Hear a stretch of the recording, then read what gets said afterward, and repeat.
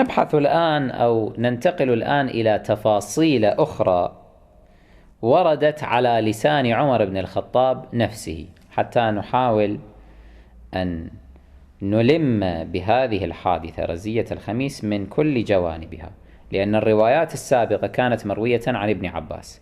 الآن نأتي إلى الروايات التي رويت على لسان عمر نفسه باعترافه نفسه. روى الطبراني في المعجم الأوسط في الجزء السادس الصفحة 162 عن عمر بن الخطاب قال: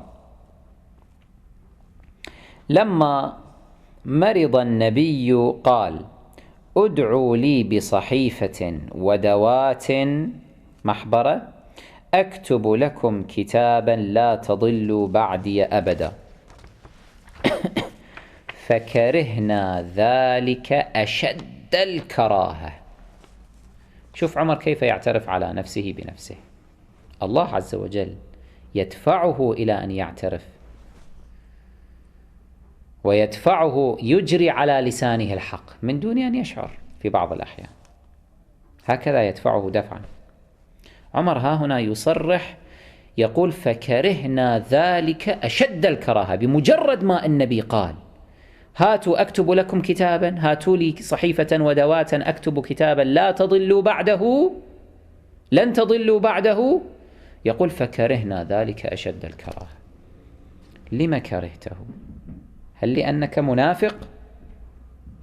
هل لأنك كافر في الحقيقة؟ ضال في الحقيقة؟ تريد الضلال للأمة؟ لا يوجد جواب على هذا التساؤل إلا هذا الجواب، وإلا لا معنى لأن يتصدى عمر ويكره هذا الكتاب الذي فيه عصمة الأمة من الضلال. لماذا كرهته يا عمر؟ الآن إذا نستخرج عمر جيفة من قبره ونحاسبه، نخليه في محكمة، إذا سألناه لما كرهت هذا الكتاب، بماذا يجيب؟ ولا يقول كرهته فقط، يقول كرهنا ذلك أشد الكراهة. إذن كان في هذا الكتاب ما يكرهه عمر بن الخطاب، ولا يكون ذلك إلا استخلاف علي صلوات الله عليه وحرمانه هو وأضرابه من الخلافة ومن الإمرة، لا أكثر من هذا. وإلا لا معنى لأن يكره عمر كتابا إن كان مؤمنا حقا، إن كان مسلما لأمر رسول الله صلى الله عليه وآله، لأن المسلم لا يكون مسلما إلا إذا سلم أمره لله ولرسوله صلى الله عليه وآله. فعمر ليس بمسلم حقا أصلا. لو كان مسلما حقا لما كره هذا الكتاب الذي يعصم الأمة من الضلال أشد الكراهة. فقال عمر: فكرهنا ذلك أشد الكراهة. ثم قال: ادعوا لي بصحيفة أكتب لكم كتابا لا تضلوا بعده أبدا. مرة أخرى النبي صلى الله عليه وآله يكرر، لأنه لا يجد أحدا يمتثل للأمر. فقال النسوة من وراء الستر. عمر يروي هذا، يقول: قال النسوة من وراء الستر، يعني زوجات رسول الله صلى الله عليه وآله. قالوا من وراء الستر: ألا يسمعون ما يقول رسول الله؟ فقلت، يعني الزوجات، طبعا الزوجات المؤمنات ها هنا كأم سلمة مثلا، فكانوا يعترضون على الأصحاب أنه ألا تسمعون ما يقول رسول الله؟ هاتوا له كتابا يكتب لكم كتابا لا تضلوا بعده أبدا. فعمر تصدى لهن، فماذا قال؟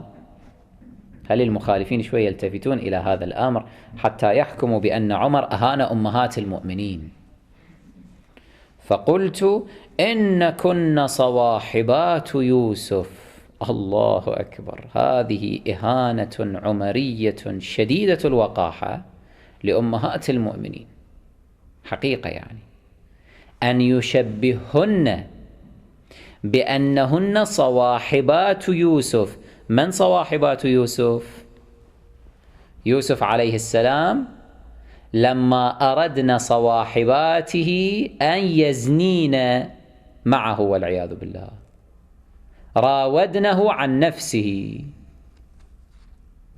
كادوه، كيد النساء، تشبه يا عمر أمهات المؤمنين بتلك النساء الفاسقات اللائي أردن يوسف للزنا والعياذ بالله. هاي صواحبات يوسف. عمر يقول إن كن صواحبات يوسف إذا مرض رسول الله عصرتن أعينكن، إذا مرض تبكون، وإذا صح ركبتن عنقه. إذا كان رسول الله صحيحا معافا تركبون عنقه، كناية عن أنهم يعني يشدون على رسول الله صلى الله عليه وآله، يؤذونه في حالة كونه صحيحا. أما إذا مرض لا، يبدون التأسف ويعصرون أعينهن من البكاء. كيف تهينهن يا عمر؟ خلي المخالفين يرتبون أحكامهم عليه. إذا مرض رسول الله إن كن صواحبات يوسف إذا مرض رسول الله عصرتن أعينكن، وإذا صح ركبتن عنقه. فقال رسول الله صلى الله عليه وآله دعوهن فإنهن خير منكم. رسول الله ها هنا يدافع عن النسوة اللائي كن وراء الستر، ودافعن عن رسول الله في المقابل إذ قالوا للأصحاب ألا يسمعون ما يقول رسول الله. جاء عمر وأهانهن. رسول الله صلى الله عليه وآله تصدى لعمر وقال دعوهن فإنهن خير منكم، خير منك ومن أمثالك يا عمر ابن الخطاب. فإذا هذا جانب آخر من التفاصيل. طيب، أحمد بن حنبل يروي في مسنده في الجزء الثالث الصفحة 346 جانبا آخر يكشف عن أنه بسبب شدة مخالفة عمر لأمر النبي صلى الله عليه وآله ورفضه كتابة وصيته في ذلك الكتاب، وبسبب شدة وقاحته رسول الله صلى الله عليه وآله رفض نتيجة أن يكتب هذا الكتاب. فروى أحمد عن جابر بن عبد الله أن النبي صلى الله عليه وآله وسلم دعا عند موته بصحيفة ليكتب فيها كتابا لا يضلون بعده، فخالف عليها عمر بن الخطاب حتى رفضها. ومن هنا نلاحظ أنه يعني من شدة قيام عمر بالمخالفة وتكراره للمخالفة والعصيان، فإنه رسول الله صلى الله عليه وآله رفض الأمر.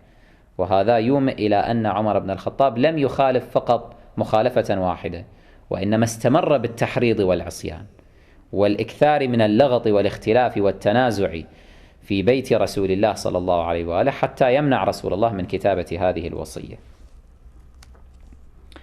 الطبراني يروي في معجمه الجزء 11 الصفحة 352، وكذا ابن سعد في طبقاته في الجزء الأول الصفحة 517 عن ابن عباس قال اشتكى النبي يوم الخميس فجعل، يعني ابن عباس، يبكي ويقول يوم الخميس وما يوم الخميس. اشتد بالنبي وجعه فقال ائتوني بدوات وصحيفة أكتب لكم كتابا لا تضلوا بعده أبدا.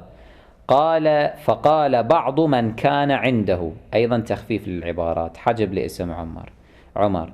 فقال بعض من كان عنده إن نبي الله ليهجر، إن نبي الله والعياذ بالله ليهجر ليهذي.